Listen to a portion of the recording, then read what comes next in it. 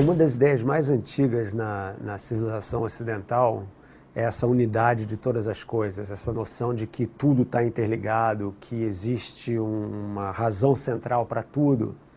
E se você traçar a origem dessa ideia, essa é uma ideia extremamente monoteísta, tem a ver com a religião, muito antes da ciência ou da filosofia, essas ideias monoteístas, né, que Deus é o criador do universo, nós somos criados por Deus e, portanto, existe uma unidade nesse sentido.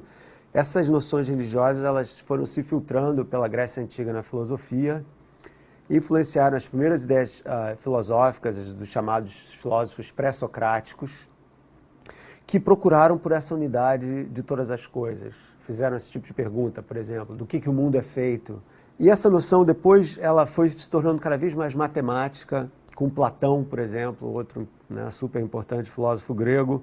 Ficou claro que, pelo menos para ele, que existe uma razão universal, uma espécie de arquiteto cósmico, e que o mundo é produto dessa arquitetura divina, e que a razão humana é a maneira como nós podemos nos aproximar dessa verdade, dessa grande verdade eterna, vamos dizer assim. E a linguagem comum entre nós e essa divindade, não era um Deus judaico-cristão, ele chamava de demiurgo, era a matemática, né? Então essas noções foram se aprofundando na Renascença com Kepler e Copérnico e com Newton, essa noção de que existe uma mente de Deus e que nós, através da ciência, podemos decifrar essa mente de Deus, ficou incorporada dentro do discurso científico.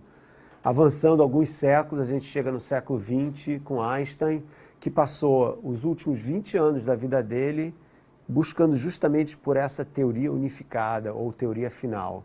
Quer dizer, o Einstein e todo mundo falhou nessa busca, né? E hoje em dia a encarnação moderna dessa ideia está, por exemplo, nas chamadas teorias de supercordas, que são teorias que procuram unificar todas as forças da natureza em uma força só. A ideia fundamental da ciência é de que você tem que ter a cabeça aberta. Porque quem toma a decisão final, na verdade, é a natureza, não somos nós.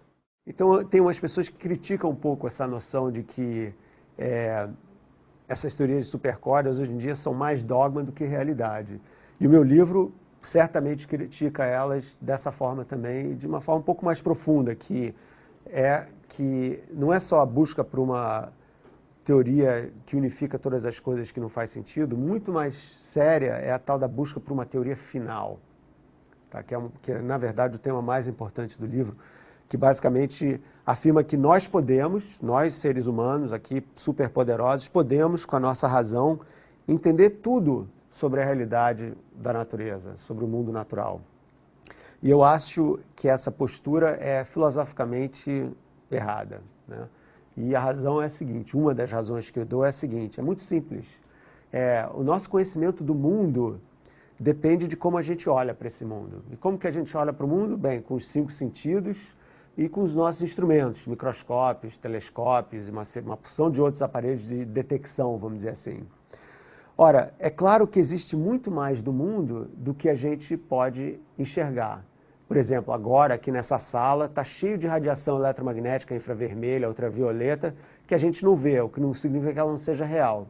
Como que a gente pode ver isso? Com os nossos instrumentos. Só que os nossos instrumentos são limitados, o que significa que a gente nunca pode ver tudo sobre o mundo. Se a gente não tem a totalidade de informação sobre o que é o mundo, a gente nunca vai poder ter uma teoria que descreve o mundo inteiro, porque a gente simplesmente não conhece o mundo inteiro, entendeu? Então existe um problema fundamental nessa busca por uma teoria final. Cientificamente ela não faz sentido.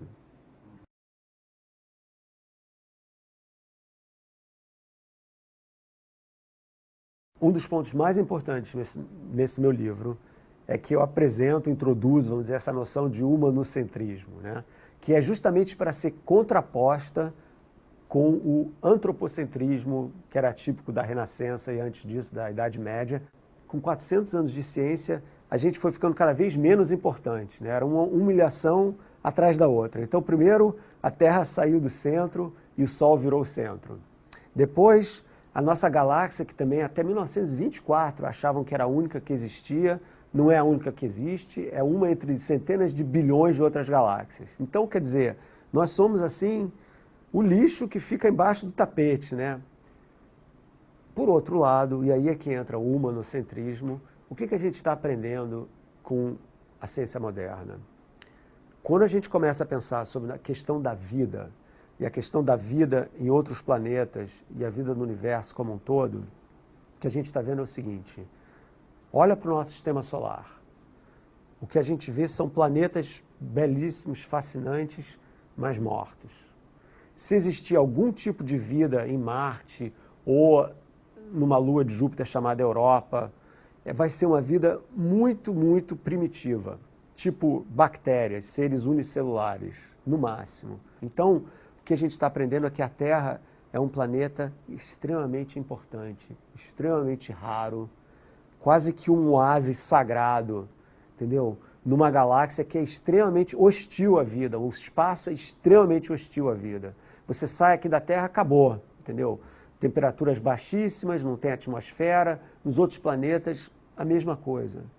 Então a vida é rara, nós, seres inteligentes, somos extremamente raros. Então nós somos o centro, mais uma vez, não porque a Terra é o centro do universo, ou porque nós somos sobrenaturalmente criados por algum Deus, mas porque nós somos super raros e, portanto, importantíssimos na preservação da vida. Então a gente tem uma nova missão: preservar a vida a todo custo. Então como que você vai traduzir isso tudo de uma maneira que as pessoas possam entender, né? Esse é o desafio, vamos dizer assim, da divulgação da ciência.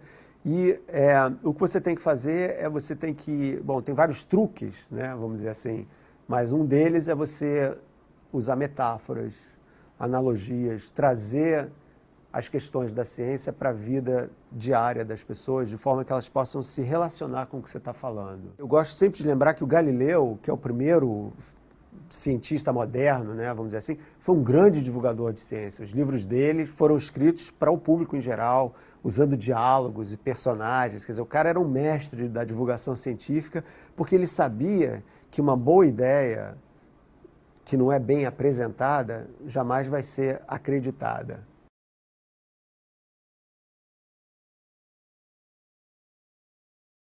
E o que a gente aprende é o seguinte: nos últimos 40 anos, a física e a biologia deram vários exemplos em que não são as simetrias que são o que é fundamental no mundo, mas são as assimetrias, as imperfeições que são importantes. Então a vida tem uma simetria fundamental. Se não fosse por isso, a vida seria impossível, você não ia ter metabolismo, você não ia ter reprodução. Então, quer dizer, o próprio mecanismo da vida depende dessas assimetrias. Então eu percebi que a estética da ciência, baseada nessa noção de perfeição, de que simetria é beleza e de que beleza é verdade, é uma estética ultrapassada. É uma estética que tem que ser mudada. O mesmo aconteceu com a música, com a arte no século XX. Se você olhar para a música atonal, para o cubismo, expressionismo, que foi destruindo certas maneiras de se representar a realidade, eu acho que a ciência também tem que passar por essa revolução agora, e é a assimetria e não a simetria que é a bandeira desse novo manifesto.